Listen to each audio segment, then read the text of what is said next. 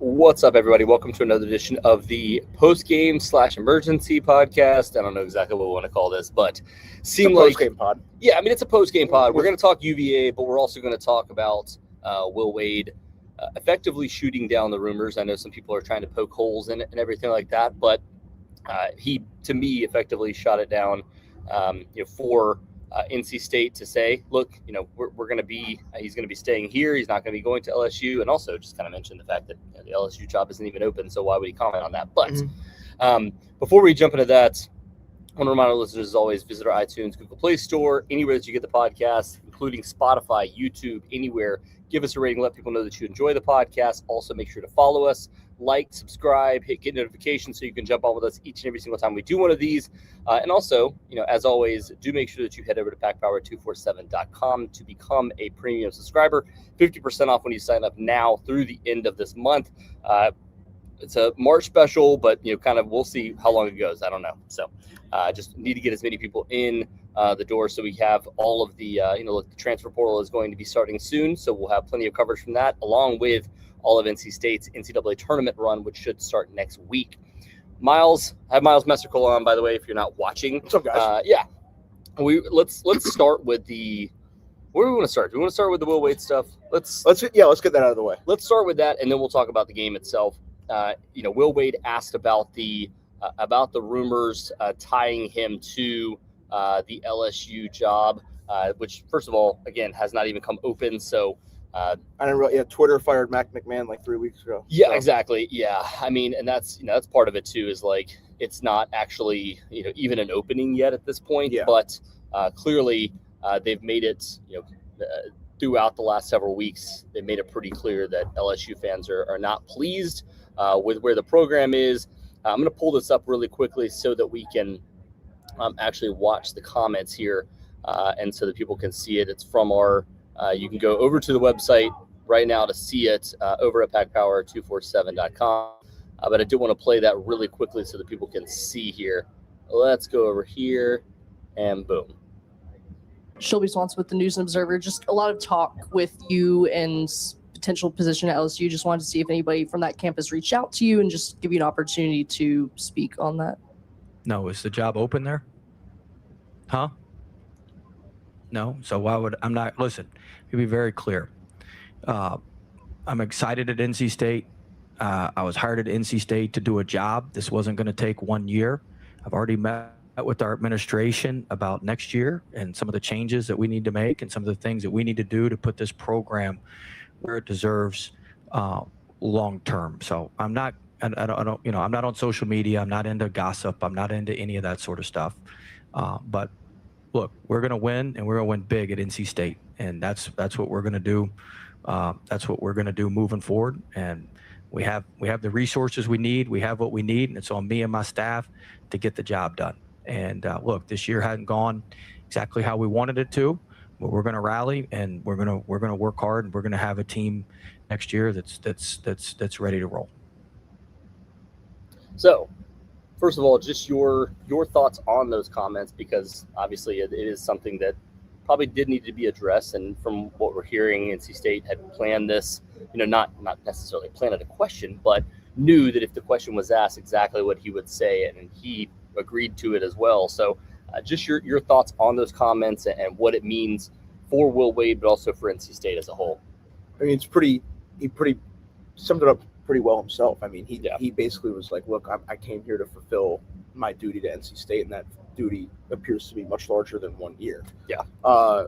It's just crazy that people are jumping the gun so much on LSU with them firing their coach. Like, they didn't just buy out Brian Kelly and spend all of that money. Yeah. So for them to LSU prints money, so that's what they we do were print told. money. Yeah. They do print money, and like they're not short on resources, but it's like there's no guarantee. We just saw another school. I'm not even gonna name the school. Another school in their conference not let go of a coach because they're kind of strapped for cash right now. Yeah. So with that said, like, jumping to conclusions there, but for Will, like, addressing that was probably important from a standpoint of just reassuring everybody, like, look, I'm here. Yeah.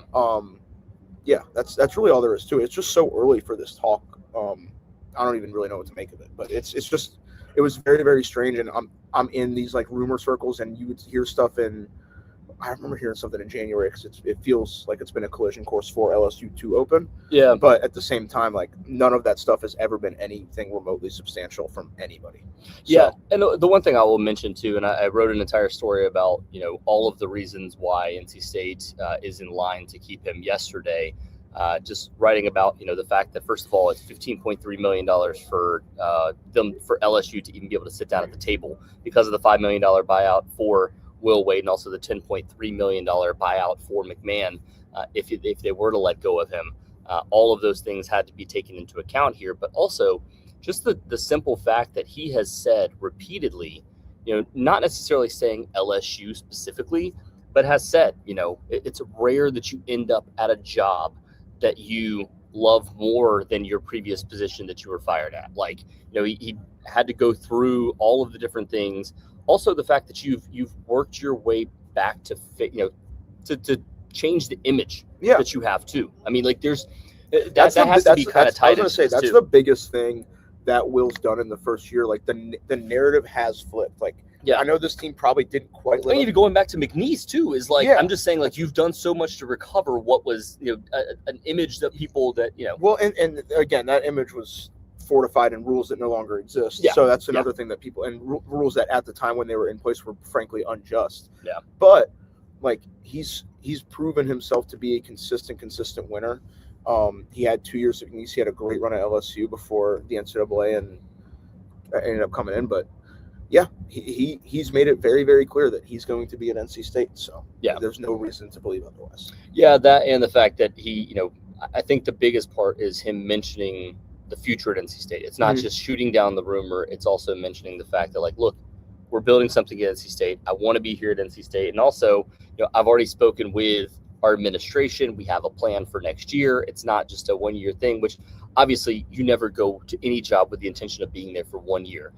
The only job that he ever went to have the intention to leave was McNeese State, and that was solely because of the fact that he had to rebuild himself back up. Exactly. And he's even mentioned the fact that he felt like he probably should have stayed at VCU instead of going to LSU, just simply because he knew what he had there, and he could have continued building that into a monster. What was the quote? My grandma could win it at VCU? Yeah, something along those lines, yeah. So there's all those different things, and I think he also just realizes what he has at NC State and the pride that this fan base has, the passion that this fan base has, and how much he can build this back into something that can be elite in the ACC.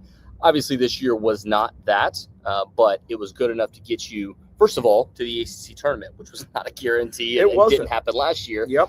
And also, now more than likely get to the NCAA Tournament. We'll still have to wait on Sunday to find out where things stand. And we'll talk more about all the Will Wade stuff, and shooting down the LSU rumors in the near future. But I do want to get to this game in general. NC State did fall 81-74 to UVA, but this felt like a vastly different game than what we had seen when NC State not only played Virginia earlier this season, but played just more physical teams, bigger teams down low. NC State went into this with a game plan. Van Lubin, early on attacking the rim, getting early fouls on UVA's big men. Both of them coming against Grunlow, which forced him to go to the bench, and then they had to figure things out from there. But him attacking early, NC State getting I believe it was 33-32 at the half, and UVA hit a three at the very end there. NC State had opportunities to kind of build on that, but ultimately didn't. In the second half, UVA pulls away a little bit, got to double-digit leads multiple times. I felt like there was a lot more fight in this team against a UVA team that clearly was, the better team down low. But NC State showing a lot more fight in this game to be able to get it back within 4 points multiple times. Didn't have the shots at the end of the game to be able to finish it up, but this just felt like a vastly different game for NC State. It definitely did. You could tell that their approach and their focus was really, really locked in. They started really strong. That was a point of emphasis that we talked about yesterday that I'm sure was, put in place to them, that we have to come out and be really, really intentful on what we do at both ends of the floor. And they did just that early on. Got out to a 9-5 lead, I believe. Then Allen Lubin attacking early on the free throw line. Darion Williams did a really, really good passing the ball out of the ball screen. They're running great 4-5 pick and roll. He gets in foul trouble in the first half, disrupts his rhythm. And then really, honestly, like what I want to see his name really quick so I could pronounce it correctly. Onyensu was unreal for Virginia, altering shots at the rim. NC State's approach in trying to score on him did not work. No. They tried to pump fake, get him in the air, and go up. 8 blocks. Yeah. He had 9 blocks total. He had 8 of them. He was nuts. Unreal protecting the paint. Held NC State to 4 of 20 on layups. State shot the ball really, really well from three. I believe they were 11 of 22. Yeah. Paul McNeil had that was a key. Had a signature performance. There were just a couple minute errors really not necessarily down the stretch. Late in the last minute, I know Matt Abel missed a box out. That was very, very frustrating on the NC State sideline. And then in those UVA runs, between a combination of some foul trouble from Darion Williams and just some general, nothing crazy, but a couple miscues here and there that cost you a possession at either end of the floor, you just weren't able to make up the ground from the way you kind of just got owned in the paint. So really, really big credit to UVA, their ability to protect the rim. But NC State's 40-minute focus and fight was really, really there. And they showed some room to grow in that focus department, which is something I've been harping on all year, just possession by possession, really, really locking in on the details. But they showed a ton of improvement from last week. They showed improvement from yesterday, which was already better than last week and or last few weeks. So now you can continue to stack positive growth towards the NCAA tournament. You don't want moral victories. There is no moral victories, but you will take the positives from the result today compared to what it was a few weeks ago in Charlottesville. I think they lost by 38. No, they lost by 29. 29. Between the 2 games, they lost by a combined total of 44. Yeah, it was up. It was above 30 at one point in that game, though. It was. They kind of clawed back, and UVA went with some they played their depth guys. So, but to that point, like. That should show them something, and I'm sure Will can look back and point to a handful of their errors. Like, y'all are good enough to beat these guys. Like, you guys didn't do a good job trying to get Onyensu in foul trouble. And then there were some errors. Transition offense wasn't good. Transition defense wasn't great. It had some moments, but off of makes, they have to definitely be better. But we're probably about to get into some more of the individual stuff. But there were guys that played really, really well for NC State today. It just wasn't quite enough. Yeah, and I was going to point out, too, the points off of turnovers for NC State. They didn't force a ton, but it just felt like there was, 3 or 4 down the stretch, whether they're turnovers or missed shots. Mistimed turnovers. And the one, NC State gets the turnover on one end and then turns it back over on the other. And then late, Paul McNeil and Terrence Arsenault forcing the turnover against it was Tillis that turned it over. And then it's one of those things where it's like, you've got to hit a shot there. You're down by 4. If you can hit a shot there, you get it to one possession. And I think it was Copeland that missed a shot. And he talked about that after the game. He said, I was like, what are your thoughts on this one? And he said, I just keep thinking about all the shots that I missed down the stretch for my guys. And they took 57. 3 of 10 shooting for him. Yeah, and I was going to say that's uncharacteristic because he's been close to 50% all year. They took 57 shots today. I would say 47 to 50 of those were high quality shots. They had a couple end of possession bailouts, which they ended up making a few. Shout out to Paul McNeil. But they offensively, again, they generated quality looks. It was just at the rim. The big fella was unbelievable. Yeah. And again, I mean, this is a game where you knew you had to get going from outside. NC State shoots 50% overall. Actually shot better in the second half, 57.1% in the second half. But again, going back to the points off of turnovers, you forced 10 turnovers in this game, and they only got 7 points off of them total. And UVA didn't really – it's basically the same 10 and 6. So yeah, exactly. But I'm just saying, that's an area where NC State, if you're looking to improve – off of this game, those are the areas where you can get better, because yes, UVA's transition defense is good, but their base defense is what makes them difficult. You got to get at least 1 point per turnover, at least. Typically we want 1.5. Yeah, between that and then the fast break points, which was 15-0 in favor of UVA, and then points in the paint, again 30-16, which would have been vastly different. It might have been 32-30. What I was gonna say with Onyensu. What I was going to say with Onyensu, his rim protection really won them this game, not only with the block shots, but that allowed UVA's transition offense to get out and going. And that transition offense looked good today. Yeah. They picked their spots. They didn't rush. They found a way to get good looks from the perimeter.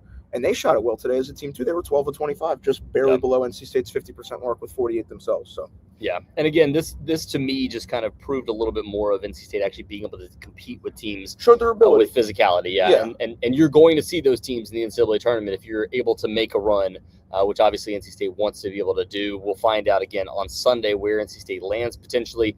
I did want to talk about Paul McNeil's game here. Becomes the fourth player in NC State history to finish with over 100 three-pointers in a single season. He was 6 of 11 from three-point range today. And it's funny because one of those, actually, he ended up 6 of 7 from the free throw line. And I want to say 2 of those opportunities were off of three-pointers, were off of, where they fouled him on three-point shots. So he gets, again, it seems like every game here lately, he gets fouled on 1 3-point attempt. So you can almost add, at least 6. I mean, it would have been like 7 of 12 if he's able to knock that down. But instead, he draws a foul. He had 2 of them off of one of the 3-pointers, and maybe that makes a difference on the stretch. But again, just an elite game from him today. We talked about the kind of inconsistency from him at times from 3-point range, and how much he lifts NC State's ceiling when he's on. And it felt like, NC State going 11 of 22, him going 6 of 11. He's over 50% from 3-point range in this game. He lifted them to a different level offensively in this one. Yeah, and when he's going like that, he commands so much attention. And this NC State coaching staff does a great job drawing up sets for him to put him in a position to succeed. And if you overcommit on that, you got Lubin going out on the dive. Copeland can make a play one-on-one going over a smaller guard. It didn't really work out for him in that way today. But when he's hitting, especially early, it completely changes the gravity of your offense. Yeah. And also down the stretch, he just made shot after shot to keep them in the game. And for him to have a game like this to kind of build that confidence back up going into, and he's been good the last few games. He had a good game against Pitt yesterday too. Was very efficient. But big performances build confidence, and you want a confident Paul McNeil heading into the NCAA tournament. Yeah, and him and Abel needed this going into the NCAA tournament because neither one of them ever played in a conference tournament, much less an NCAA tournament. Not to say that the atmosphere was what you see in March Madness, but it was at least a big stadium. There was ebbs and flows, and there was a lot of UVA fans here, a lot of NC State fans here, so it felt more like a neutral court that you'll get in true March Madness. So I wanted to touch on Matt Abel's game too, because 12 points for him. Obviously, we talked about the not getting the rebound on the missed free throw on the front end of the 1-and-1 down the stretch, and what that could have been for him. But just for him, 12 points in this one, 4 of 8 shooting, 2 of 4 from behind the arc. But the energy that he brought on defense, the energy that he brought crashing the boards today, only ended up with 2 total rebounds, but it felt like there was a couple tip outs for him that led to other guys being able to get rebounds. NC State, which got dominated multiple times by this UVA team inside rebounding the basketball, 34-33 in this one. They still lose the rebounding battle, but again, it's a -1 compared to a -10 or a -12, which could have been a game changer for NC State because of what you're getting, that spark that you're getting from these younger players for NC State. Yeah, the McNeil obviously great, and they were really good yesterday. But Matt has just a very, very high level of talent, and he's slowly figuring out how to use that to impact winning. Mm-hmm. He made some mistakes today down the stretch. That box out is going to be one he's going to think about for a while. Yep. And that's as he should. That's how it is. That's how it's supposed to be. He does such a good job providing a lot of what Paul does when he comes in for him, but adding the different element of he is a dangerous downhill slasher if you close out it properly. Yeah. So combined with that, he's making plays in transition. He's a dynamic above the rim athlete, and he's finding his game with a higher level of consistency, and that is a very, very good sign. It's also a sign that he might be due for a true pop-off 20-point game off the bench or something like that at some point, which he's more than capable of. Yeah.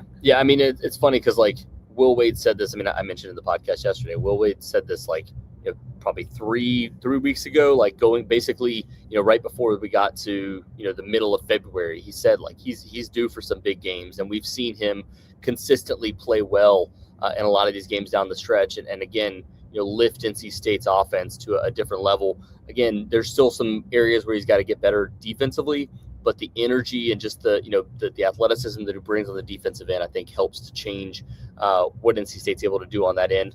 Again, Paul McNeil needs to get a little better defensively. 26-6, you will take every single day of the week. 100%. And defensively, he really does compete. It's the old habits that he's just got to shore up and becoming a more quicker, agile athlete laterally. But he really does compete, and he makes up for it too when he's rebounding and engaged. The shots go in more often too. Yeah, and one other thing I will add to, somebody mentioned, John here said, so is Darian officially the biggest bust in NC State history, considering the compensation and expectations? Let me just say this really quickly. I'll let you give your thoughts, but like we were talking about, Darian Williams is my pick to click today. Like, I felt like he was going to be the guy going into this one. He's off to a good start. Yeah, 7 points, 3 assists in this game. But yes, the personal fouls early on really hindered what he was able to do. And he mentioned afterwards, like, I just wasn't able to get back into the flow that I had early on. He 7 points on 6 shots. So not great numbers there, but 2 of those were 3-pointers. And then again, the exact same thing with the 3 assists. Like he had like his first, I think it was like he made one of his first 2 shots and then had 2 assists before we got to. I was going to say he had under 16. He had a catch and shoot 3 in the corner. Early in the game, on both of Van Allen Lubin's attempts where he got fouled early, he made the pass to lead to it, and then he also, I believe, had 2 assists on top of that. He was really, really locked in offensively early. He had 3 fouls called on him in the first half. 2 of them were very, very quick, soft whistles. Mm-hmm. The other one, there was a lot of contact, but it looked like he got mostly ball, and it could have been a jump ball. Yeah. So he got the wrong end of the stick on 3, not even just 1 or 2 of them, on all 3, and it completely disrupted his rhythm. The biggest bust in NC State history, we've had multiple 5-stars signed that never played a game. Yeah. So you can, and then also looking back at there's been trying to remember. I think his point was like with the compensation and everything, because we could say MJ Rice or we could say some others, but yeah. I guess, but there's been 3 or 4 seasons of compensation era basketball. Yeah. Above water compensation basketball. Yeah, exactly. If you guys know what I'm saying. Yes, above water compensation. Yes. So I would say that maybe the 5-star point guard from Raleigh that everyone thought would be a one and done, that averaged like 8 a game as a freshman, might be the bust and ended up transferring out, or the other 5-star that ended up just probably for beyond his control, couldn't win games outside of Cameron Indoor Stadium. Yeah. But I'm not going to pin that one as much. Yeah, I wouldn't say that wasn't he definitely was not a bust. I mean, the guy ended up being a first round pick too. So so it's tough to say.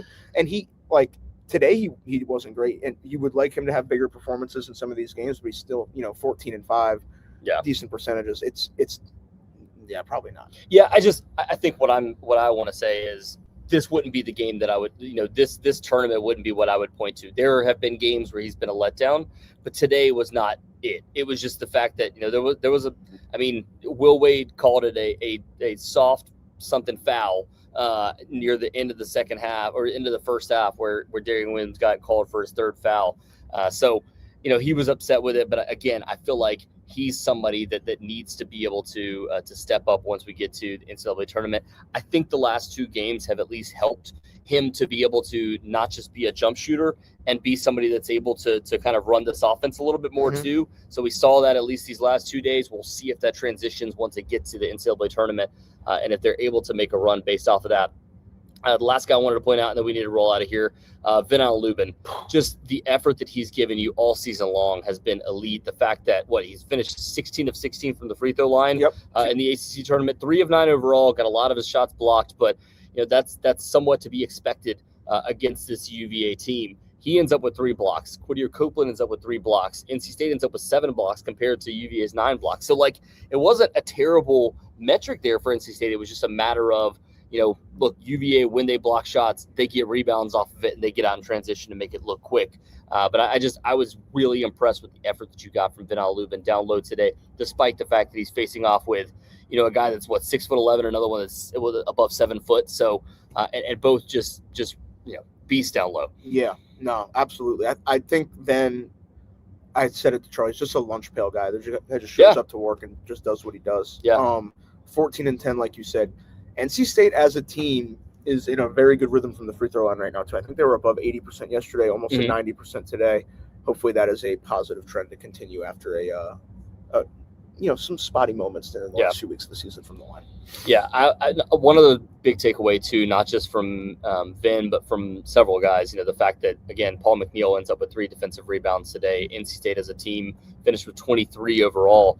I've been really impressed with the effort. You've seen a difference in the team rebounding, rebounding. The defense. Well, the defensive rebounding in particular, because that's been a major struggle for them the last few weeks, where the other team is just getting easy offensive rebounds, putting it back, and then getting up the court. Whereas, and it's been super frustrating because this defense has done a lot of things right. And then they can't close possessions. Exactly. Yeah. You get a team to shoot, take a bad shot, a mid-range jumper, or a deep three, and then, they just go up and they're able to get the putback off of it. So I have been impressed with that for NC State the last couple of days. And I think if that's something that can transition into March too, that would be massive. Last thing for you, just where does NC State stand off of this? Because we did have a good question here earlier. Said, so where does GMCLT, I'm guessing maybe he is in Charlotte, said, so what's the bracketology here, Dayton or no? I don't think they're in Dayton at this point. Yeah. I don't think they're in Dayton. We do have at least one confirmed bid stealer now with Miami of Ohio losing today. Yeah. Maybe that's something we update y'all on Friday night. Just keep track of the bid stealers. The more likely it is. But I do think this team slots into probably a 9 or a 10.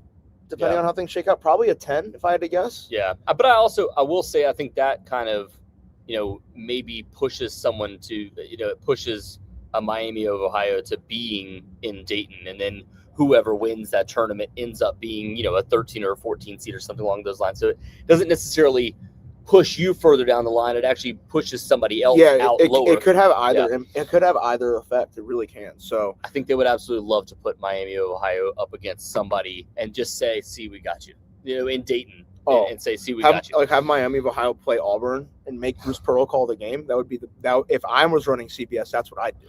Yeah. But hey, what do I know? I think Auburn would prefer that Stephen Pearl call a game and just go ahead and say, "We'll figure out something else." Have Dad and son just swap spots for the day. Yeah. That'll be fine. Yeah. That'll be fine. All right. Well, yeah. So that's kind of where I'm thinking right now. We'll see what ultimately happens, and we'll find out more from bracketologists.